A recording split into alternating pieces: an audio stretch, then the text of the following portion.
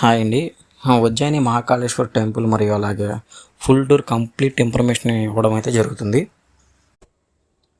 నేను విజయవాడ నుంచి ఉజ్జయిని రావడం జరిగింది, అది కూడా డైరెక్ట్ ట్రైన్లో.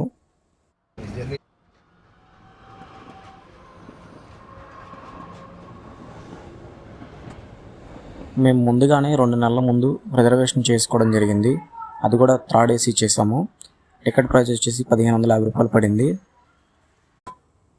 విజయవాడ నుంచి ఉజ్జయినికి జర్నీ సుమారు 25 గంటల సమయం పడుతుంది. విజయవాడ నుంచి ఉజ్జయినికి వీక్లీ 3-4 ట్రైన్స్ అయితే అవైలబుల్గా ఉంటాయండి. ఉజ్జయిని రైల్వే స్టేషన్ నుండి టెంపుల్కు ఆటో 20 రూపీస్ ఛార్జ్ చేస్తారు. టెంపుల్కి దగ్గరలో రూమ్ తీసుకోవడం జరిగిందండి. రూమ్ వచ్చేసి 1200 రూపాయలు ఛార్జ్ చేశారు. ఆన్లైన్లో కూడా రూమ్స్ ఉంటాయండి, అవి కొంచెం రేట్లు ఎక్కువగా ఉంటాయి. దేవస్థాన సత్రాలు కూడా ఉంటాయండి, అవి కేవలం ఆఫ్లైన్లో మాత్రమే ఉంటాయి, ఆన్లైన్లో ఉండవు. అవి రూమ్స్ గురించి అంత ఇబ్బంది ఏం లేదండి, రూమ్స్ ఈజీగా దొరుకుతాయి.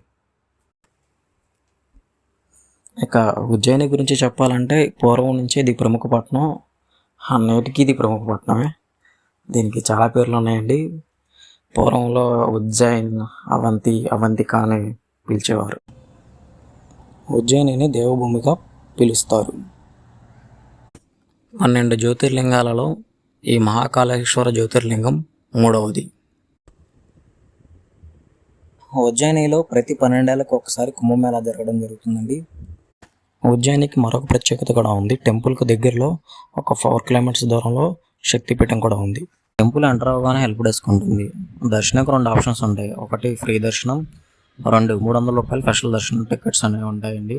ఈ స్పెషల్ దర్శనం టికెట్స్ను డైరెక్ట్గా మన ఐడి ప్రూఫ్ చూపించి తీసుకోవచ్చు, లేకుంటే ఆన్లైన్లో కూడా ఉంటాయి, ఆన్లైన్లో బుక్ చేసుకోవచ్చు. ఆన్లైన్లో బుక్ చేసుకున్నవారు నేరుగా కౌంటర్ దగ్గరికి వచ్చి చూపిస్తే మీకు టికెట్ ఇవ్వడం జరుగుతుంది.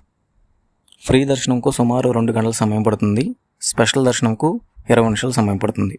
వారంలో ప్రతిరోజు ఏదో ఒక అలంకారం అయితే ఉంటుంది. ఆ వారంలో ఒకరోజు ఏ అలంకారం లేకుండా కూడా నిజరూప దర్శనం అయితే కల్పించడం జరుగుతుంది. ఈ ఫోటోలలో ఉన్న విధంగా స్వామివారిని ప్రతిరోజు ఒక్కొక్క అలంకారంలో చేయడం అయితే జరుగుతూ ఉంటుంది. నాతో పాటు మీరు కూడా ఉజ్జయిని మహాకాళేశ్వరుని దర్శించుకోవచ్చు.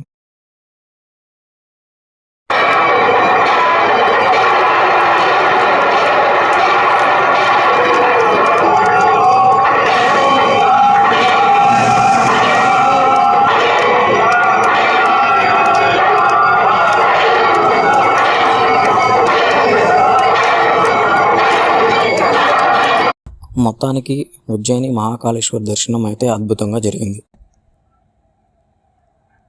ఇంకా బయటికి రాగానే గుడి పరిసర ప్రాంతాలన్నీ లైటింగ్ కాంతులతో అద్భుతంగా ఉన్నాయి.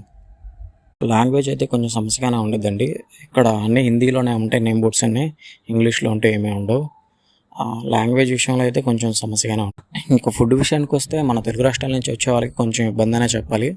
అన్ని చోట్ల మన సౌత్ ఇండియాకి సంబంధించిన ఐటమ్స్ అయితే దొరకవు, తక్కువ ప్లేసెస్లో మాత్రమే అందుబాటులో ఉంటాయి. ఇంకా ఉజ్జయినిలో చూడవలసిన ప్రదేశాల గురించి మరొక వీడియోలో వివరిస్తాను. Thanks for watching.